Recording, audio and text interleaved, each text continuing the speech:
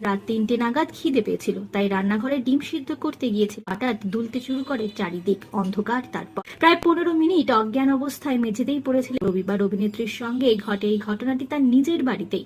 জ্ঞান ফিরে আসার পর উপলব্ধি করেন ডান পা নাড়তে পারছেন না। কোনো রকমে নিজেকে সোফা পর্যন্ত টেনে নিয়ে যান তিনি। সেই মুহূর্তে কাউকে ফোন করে জানানোর মতো অবস্থায় ছিলেন না সায়ন্তনী। পরে তার বন্ধু সুমনকে জানানোর পর তিনি বাড়িতে ছুটে আসেন। অভিনেত্রী জানান, অতিরিক্ত জিম আর কড়া ডায়েটের জন্য আমার এই অবস্থা। পায়ের পাতার হাড় ভেঙে গিয়েছে।